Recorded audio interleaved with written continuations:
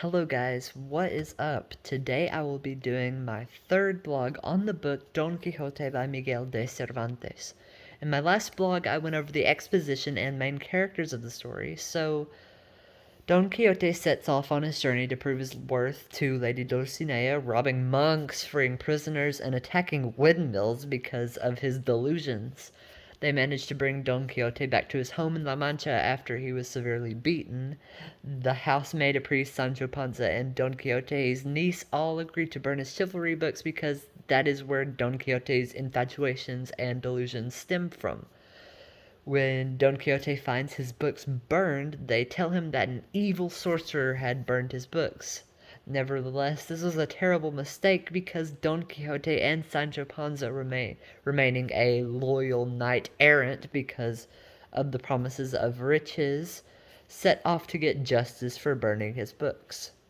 A lady named Dorothea, whom I will later discuss in this blog, convinces Don Quixote to go back to the inn near La Mancha. Dorothea and Cardenio, whom I will also discuss later, meet their long-lost lovers, and that is a very general summary of the first two-thirds of the book.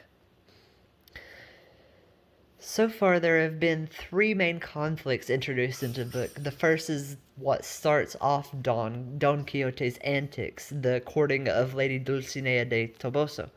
As I said in blog 2, Dulcinea is not actually a fair lady, yet a brutish, unattractive woman who has no idea that Don Quixote even exists. The only way I can see this conflict being resolved is if Don Quixote realizes that he has been delusional and gives up trying to court her, for she has and probably never will have any interest in him. The second conflict is to get Don Quixote safely back home. Sancho Panza is even in on this at some times. However, the promise of getting rich keeps him from being disloyal to Don Quixote completely. I think they will eventually get him back to his home by convincing him that he has won over Lady Dulcinea and she no longer needs any more errands from him. And the third conflict is to get Cardenio and Dorothea back to their lovers. Both Cardenio and Dorothea are attractive royals who were married and then betrayed. Cardenio had a mental breakdown because Lord Ferdinand stole his soulmate, and he was hiding from everyone until he ran into Don Quixote. Furthermore, Dorothea was Ferdinand's love, and we find out that Ferdinand was stealing Cardenio's wife, and that was a great misunderstanding. This conflict was resolved right at the two-third mark of the book, where Cardenio and his love reunite, and Dorothea and Ferdinand reunite at the end.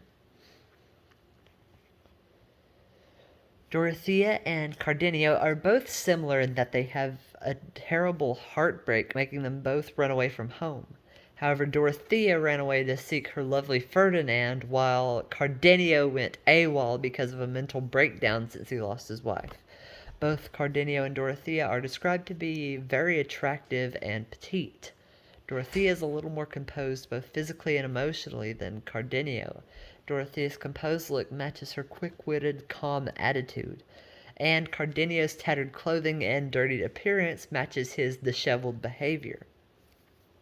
The reunification of the two royals with their respective lovers conveys the theme that things will work out if one does good deeds. Cardenio and Dorothea sacrificed their time to help Don Quixote get home without causing any more damage, and they were rewarded by having their lovers arrive at the very end they stationed Don Quixote. I had a warm reaction to this theme, and honestly, the reunification scene made me want to cry. I agree with the theme that their good behavior was awarded. However, I might just be falling victim to the just world hypothesis. That all being said, I hope you enjoyed my blog. Thanks for watching.